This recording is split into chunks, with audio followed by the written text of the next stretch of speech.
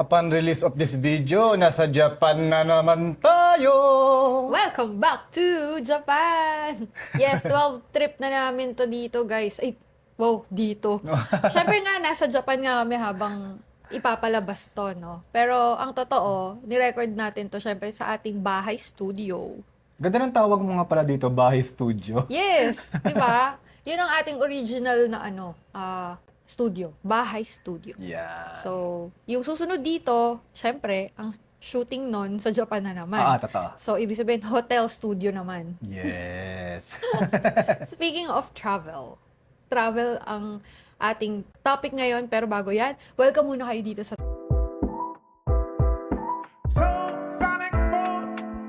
Tara Podcast. I'm Jamie. And I'm Jan. So, dito sa Tara Podcast ay, syempre pag-uusapan natin ay travel at real adulting. Pinabilis ko yung intro. Kasi baka yung iba na matagal na dito, ay, naku. Bisado ko na yan. Oo, mag-intro na naman siya. At kung bago ka dito, guys, ito, medyo, ano naman tayo, para, di naman, grabe no, para makakuha naman tayo ng bagong audience. Oh, sige. Para sa bagong audience. Hello! Hello! Ano? Kasi malamang, kililik mo to kasi gusto mong may malaman about travel, which is, kung titignan mo yung mga past episodes namin, kahit na para nagkukwentuhan lang kami, madami na rin kayong matututunan eh. Pero ngayon, medyo i-specific natin via our experience last year. Yung mga travel mistakes na nagawa namin na ginawa na namin para hindi nyo nagawin. Yun. Diba? Umpisahan Ayos ba mo yun? na. Umpisahan mo na. Unang-una. Ako ba mag-umpisa? Sige, umpisahan mo na. Sige. So, yun. Ang unang mistakes na naalala ko, naalala ng mga tao dyan, mga Taranyans, mga Ilo-Ilonians, mga nanonood sa akin, mga nanonood sa'yo, malamang yung ating Vietnam travel scam. Yes. Yun ang kailangan nating tandaan para hindi natin maulit yung mistake na yun. So, for context, yung mistake na yun ay masyado kaming naging hindi guarded. So, dun sa park, may lumapit sa amin at chika-chika. Tapos biglang nilinis yung sapatos niya. Bigla guys hindi ako nagpapalinis ng sapatos. Bigla, okay, sa mga nag-bash sa mga videos ko, uulitin ko, biglaan po. Oo, okay? nag-no naman kami ng paulit-ulit. Tapos yun nga, tinuloy-tuloy na nililinis yung sapatos niya and then alam na namin na maniningil ng mahal to. So, ang siningil is around 500 pesos dapat, napababa namin sa 300 pesos. So, hindi na kami lumaban, sa kanya na yung 300. Pero, ang matatandaan, or parang ang lesson learned nga, kasi travel mistake nga yung pinag-uusapan, di ba? Is, kahit nasan tayong lugar, huwag kalimutan maging guarded pa rin. Hindi naman tayo yung tipong magsusungit na sa locals, kasi kasama yun sa travel experiences, di ba? Pero yung for example, dun sa Vietnam, maraming nag-comment na, wag kasi kayong mag-eye contact. Wag na rin kayong makipag-usap yung, kunyari, may lumapit, tas nakatingin, tapos kinausap ka, tapos alam mong may dala-dala daw, or may something, as much as possible, wag mo nang i-entertain. So, yun, natutunan ko siya. Pero alam mo, natatawa ako doon sa mga nagko-comment. Don't talk to strangers. Guys, kung lagi kayong nagta-travel, hindi talaga maiwasan may pag-usap sa mga strangers. Kasi madalas ay doon pa yung parang magical sa trip mo. Okay, for example, nung nagbalik kami, stranger din naman yung driver natin pero ang dami nating natutunan sa kanya. Yeah. Diba? So, hindi lahat ng stranger masama. Even sa Fukuoka, may lumapit sa aking lolo. One of the best experience ko sa Japan na nag-usap kami in English kasi siguro nag-aaral siya ng English. Kumbaga, nakuha na mo yun, di ba? Oo. Yun. So, hindi talaga don't talk to stranger. Mas tama pa yung sinabi mo. Don't talk sa vendors na aalukin ka. Oo, na mukhang aggressive. Parang doon medyo maging guarded ka na raw. Tapos usually nga daw sa Vietnam, yun nga, kapag feeling nila yung i-entertain mo sila, katinginan na kayo, tas nagsalita siya, sumagot ka, most likely, ipupush niya na kung ano mang scam or whatever yon. Based yun sa comments kasi shinare nila yung mga experiences nila. Tas nag-share din sila ng lessons na ganun nga daw ang gawin. Wag na lang kayo makipag-eye contact, don't talk na lang din at be firm na no. Oo. Ayoko. No, no, no. O alis ka na. Or umalis na lang talaga. Kasi tayo kasi nakaupo pa dun eh. Nagpapahinga tayo nun Nagpapahinga eh. naglakad kami ng mahaba eh. Nagpapahinga kami. Malay ko ba na uupo yun at bubulaan. Alam nyo guys, kung umupo lang yon tapos nagpunas, okay lang eh. Paalis tayo dun eh. Ang problema kasi dilagyan na yung bula, kaya di na rin tayo nakatakas. Kumbaga, nasa isip ko nun, okay, sige. Bigyan ko na lang to ng medyo malaki. Ang malaki sa akin is 100 pesos eh. Kaso, scam talaga siya kasi Oo. 500 ang hinihingi. Oo, grabe. Biro no? mo, pinababa pa namin sa 300. Nagsabi-sabi pa ako na, we don't have money. We don't have 500 pesos. Or hindi, VND yun eh. Yung katumbas ng VND. We don't have that a lot of money, blah, blah, blah.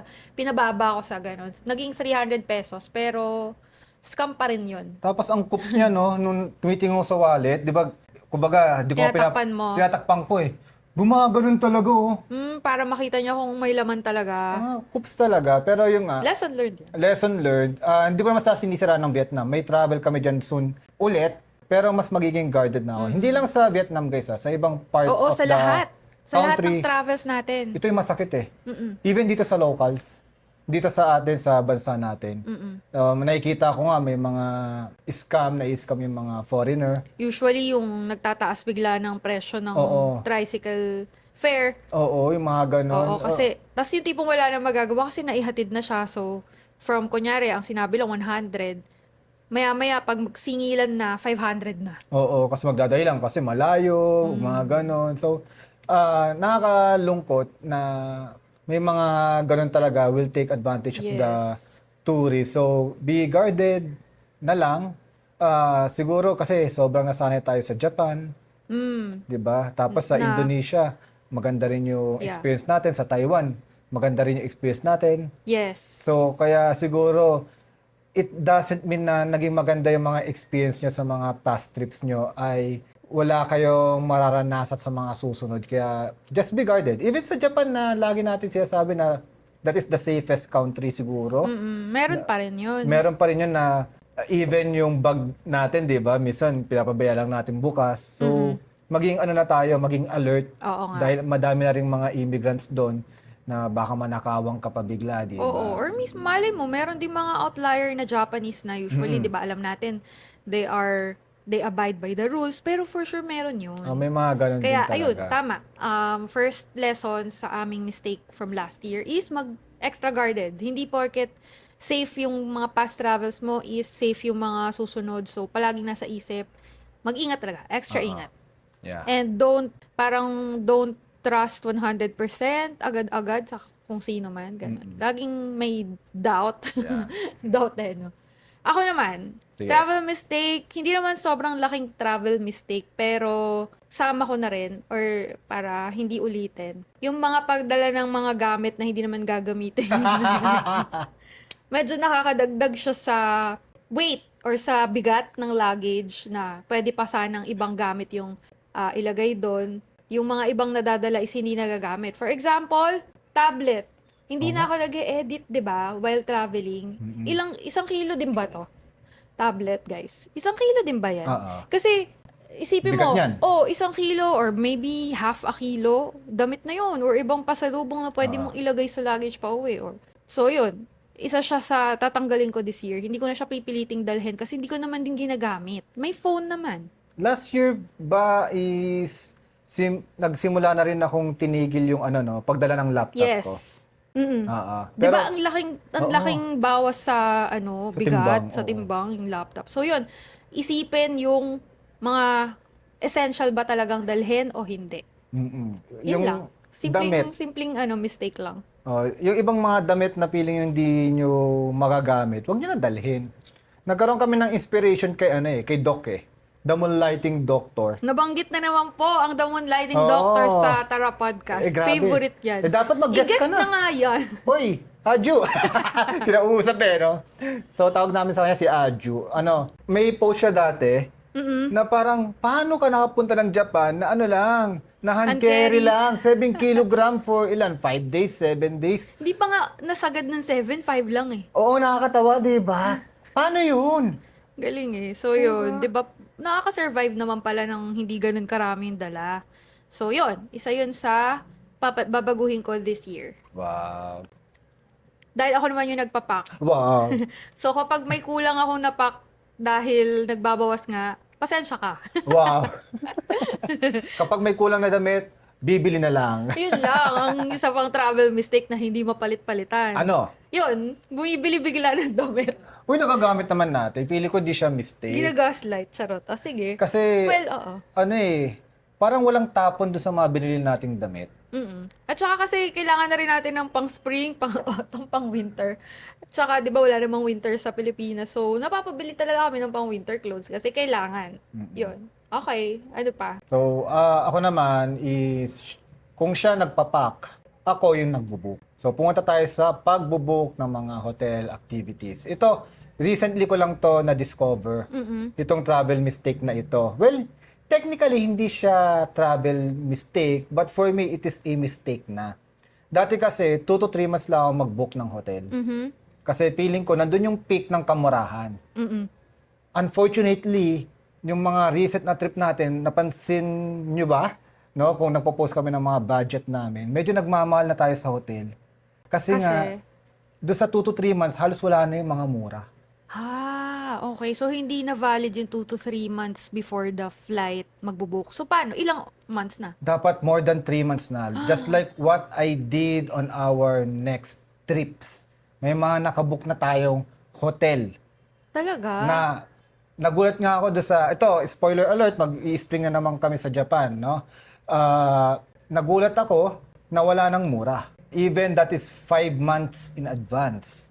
Okay. Kaya nagulat ako doon na usually dati mga 3 2 to months 3 in months advance, may makikita pa ako doon na mga naka-sale like 2,000 to 3,000 per night for 2 person. Recently, na nag-book ako sa April Oo. na spring natin is wala na. Okay. Yung mga gandang hotel Meron pa naman yan, kaso yung mga gusto natin, baka ubus na by that time. Oo, Okay, yan. so earlier pa pala. Oo. Ang galing. So, ito mo, check nyo yung ano nyo, guys. Check nyo kung meron kayong mga upcoming trips. Tingnan nyo yung mga hotels. Baka now is the right time to book. Kasi magmamahal pa pala siya kapag palapit ng palapit na. Hindi na 2 to 3 months, mga 4 to 5 months na. True. At para magmura, syempre gamitin nyo yung code namin sa Agoda. Yan. At sa Klook, kung gusto nyo Yes. din mag-book ng mga hotels, di ba? At isa pang travel mistake ay hindi, parang sponsored no? Sorry guys, hindi to sponsor pero maganda rin kasi gawin nyo to eh. Padaanin nyo sa Shopback. Ay, oo. Oo. Hindi kasi, hindi lahat ng bookings natin na ipadaan natin dun last year, no? Kasi nga, parang late last year mo lang naisip si Shopback. Dahil dun sa event nila, Dayan, Little Adventures, yung Japan DIY group niya, nagkaroon sila ng event with Shopback. So, dun namin na-realize na nagmi-miss out pala kami sa cashback. Oo. Lalo pag may mga event sila guys, grabe. Na recent, ayun, nung event nila Dayan, kasi parang naka-upsize yata yung mga cashback. Yata. Grabe, Parang may extra promos kapag may event. Isipin mo eSIM. For example lang guys, eSIM to, nag-book kami ng parang worth 1,000. Ang ibabalik sa'yo is 200 pesos. Ang laki, di ba? Cashback. So, yun, gamitin ang Shopback. At Hindi to sponsored. Hindi to sponsored guys. Pero Shopback, kung nakikinig kayo, pwede nyo kami sponsor. Baka naman. Di ba? Hindi, totoo yun guys. Kasi ang laking, kumbaga, magkano din yung 200? If ever, para sa eSIM. Hindi lang yun, hotel, magkaroon ka ng cashback na 2,000. Papadaanin mo, kunyari, magbubukas sa Agoda, no? Padaanin mo sa Shopback, tapos i-open mo dun yung Agoda. So, magbubukas sa Agoda, gamitin mo pa yung code namin, Oo. edi stock up na yung promo mo. Oo. Kasi may cashback ka na via Shopback, tapos nabawasan pa yung total nung hotel mo dahil nga sa codes. Gets? Patong-patong na discounts. Double discounts yun, guys. Mukha talagang sponsored pero guys, hindi. Hindi. Ginagamit talaga namin kasi Yeah. yun dahil Oo. may naka-cashback nga kami tapos nakaka-discount using the codes. Ganun. Ganun ang ginagawa namin.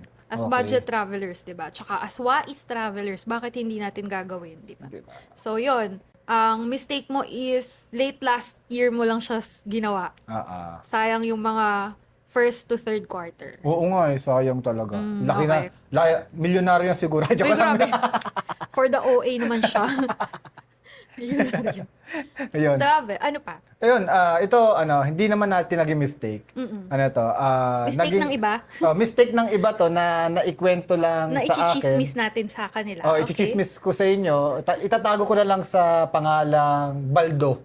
Yung Si Baldo. Okay. Mistake ni Baldo. oh, mistake ni Baldo. Okay. Kasi mahilig tayo mag-pay later. Oo. Mahilig, ayan. Favorite namin yan, guys. Pay later, free cancellation. Kasi if Na hotel, ever... Oh, na hotel. Ayan. Hindi, kwento ko lang muna to Sandali, sige, very, sige, very sige. quick. May nag-comment sa akin sa TikTok nga pala. Ang tanong niya, paano po nag-work yan? Yung pay later. Ang hirap sagutin. Kasi yun na yun eh. Yun na yung word no? Oo. Pay later. Pay later. Ayan, sinabi ko na lang po, ay, yung pay later po, pag ginamit nyo yung credit card nyo, is kung saang date ang sinabi. For example, pay on June 12. Doon pa lang sisingilin yung credit card nyo. Okay, for example, January ka nag-book ng hotel. Tapos sagay, pay later on June 12. Wala ka pong babayaran from January 1 to June 12. Sa June 12, doon po June 11. June 12 doon doon sa credit card nyo, mababawasan na kayo, for example, ng 20,000. Iba pa yung free cancellation kasi pwedeng nabayaran na yung credit card nyo, tapos may free cancellation pa 3 days after. Or, for example, nagdalawang isip ka. By March, sabi mo, ayoko na pala tumuloy ng June. Pwede nyo nang i-free cancel yon. So, wala po kayong babayaran doon. Wala kayong babayaran sa credit card nyo kasi nga, pay later na siya, free cancellation. Ganun po yung lagi namin ginagawa kasi in case may change of plans or may change of hotel, di ba, na may makita pa kaming mas mura. Kaya, guys, gamitin nyo yung ganong feature ni Agoda pati ni Klook. Pero, ito na nga. Ito na nga, ang chismis ni Baldo. Yan, ang pagkakamali ni Baldo. Okay, naka-pay later siya. Pagpatak, for example, ng December 1, pagpatak po ng December 1, yung credit card niya ay over-credit na. Over limit. Yan, over-limit na. Kung baka hindi ka na Swipe. Anong nangyari? Nag-cancel po yung transaction. Ibig sabihin, yung hotel na dapat na magbubook siya, hindi po natuloy. Ano nangyari ngayon? Kawawa siya kasi magbubook siya agad, kumbaga, ng days On the before. spot. On the spot or days before ng kanyang travel na medyo mahal ng sobra yung mga hotel. Sayang. So, Sayang. for sure, nabook niya yun ng mas mura kasi nabook niya yun months before. Oo. Tapos pay later. Free cancellation. Ang problema, nung araw na ng bayaran, nung sisingilin na yung credit card niya, hindi niya alam, over limit na. Oo. So, hindi na pwede, no? Hindi na. Oo. Ganda yun magandang lesson yun So, Salamat, dapat, Baldo. thank you, Baldo, sa pag-share ng iyong naging travel mistake at chinismis namin sa Taranyans.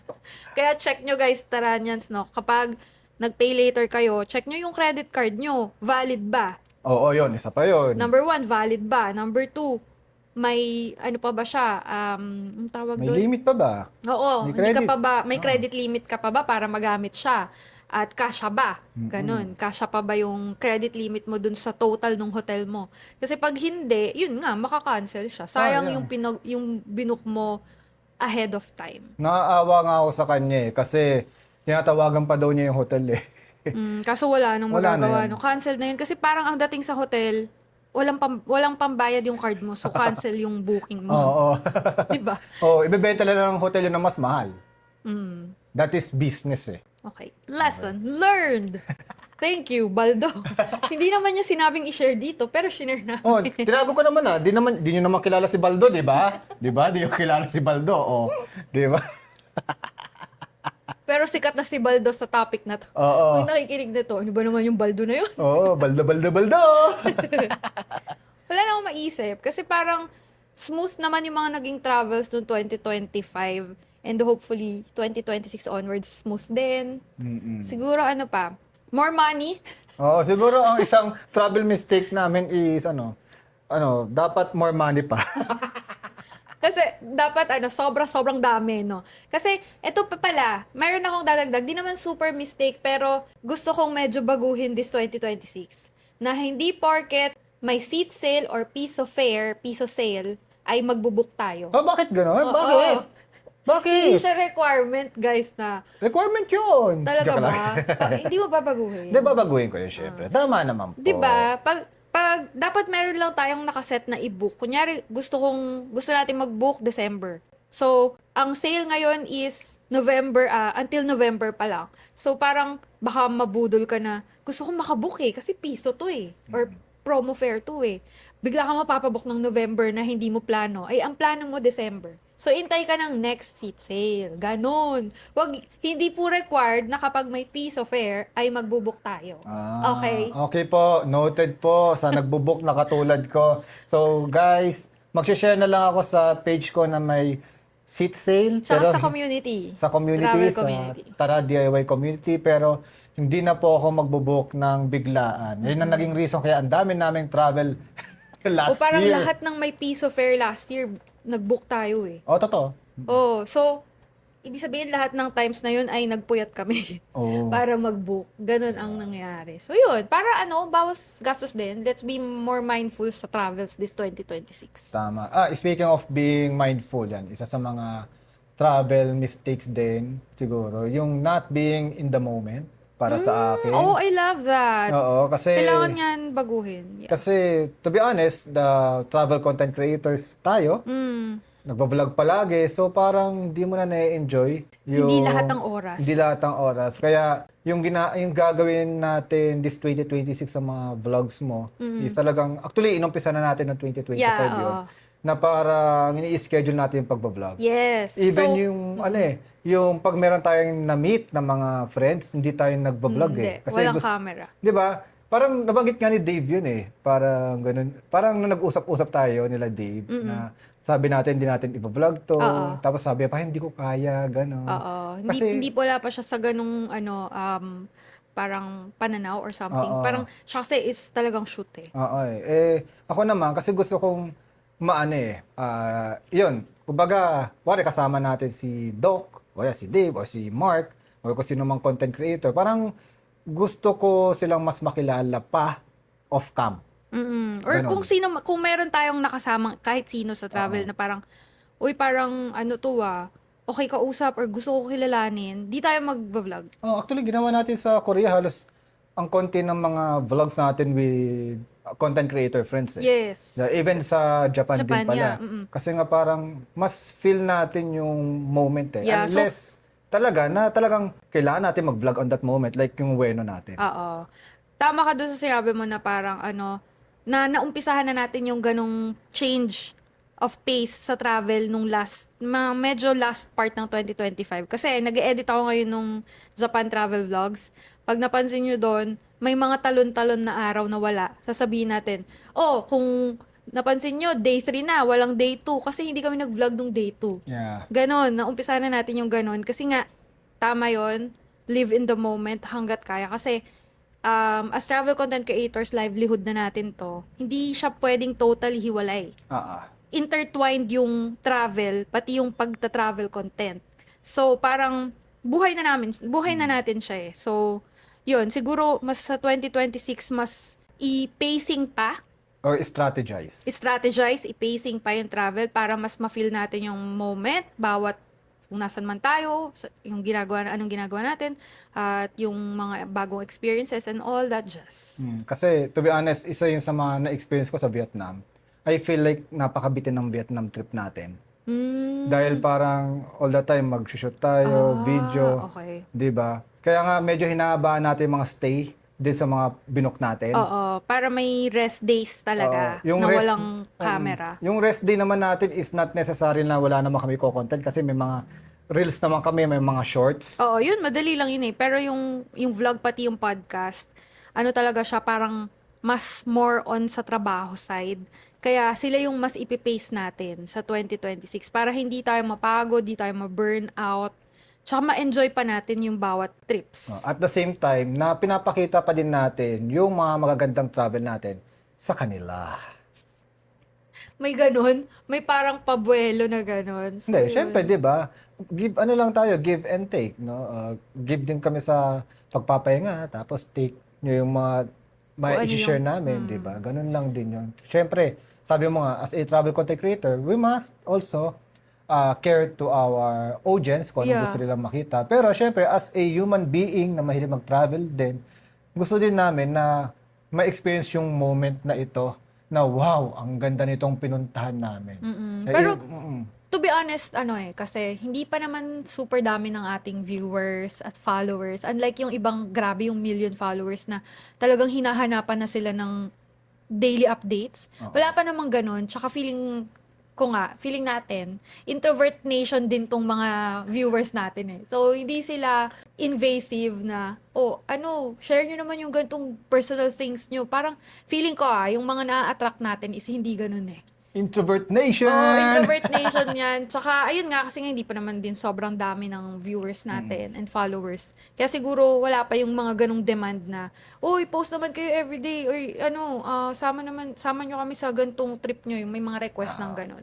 Pero if magkakaroon nun, I think it's kind of a parang service din.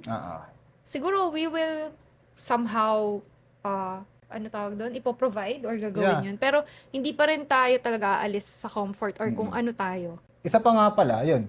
If ever makasama or kumbaga tawag doon, makasalubong nyo kami na nagpa-vlog, okay lang, mag-say hi, ganun. Diba? Wag lang kayong papalibre hindi kami mayaman. Oo, guys, please lang, hindi po kami mayaman. May isang comment kasi, pero baka naman nagjo-joke lang siya.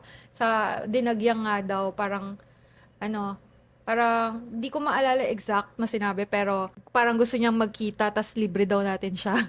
Something like that, or baka joke lang, but hindi tayo ganun, guys, ha? Oo, Okay. sana joke lang. Ang maipoprovide lang namin ay siguro, magkasama-sama tayo, kwentuhan, kasi ito na may ginagawa natin, kwentuhan na maganda. At yun, excited din ako sa mga susunod na travels na walang mistake at more enjoyable kasama kayo. Yes. Feeling ko meron pa tayong na-miss out na mga konting mistakes from our past travels. Pero dahil wala naman tong listahan, wala Yes. tayong script dito, flowing lang. Yun lang yung na-share namin for now.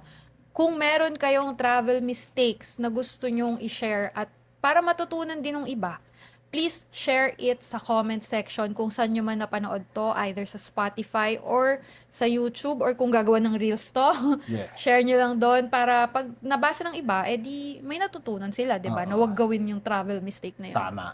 That's it. Thank you for watching this episode of The Tara Podcast. Please follow our socials. Use our codes para makatipid kayo sa mga travels nyo. And Panoorin yung mga vlogs, Ayan, nandyan yata panoorin yan. nyo yung mga vlogs. Thank you so much. See you again next week. Bye! Bye! Arigatou gozaimasu. Daw? Arigatou gozaimashita! Dito tayo sa Japan kasi. Oo nga, yeah. Bye! See Bye-bye. you!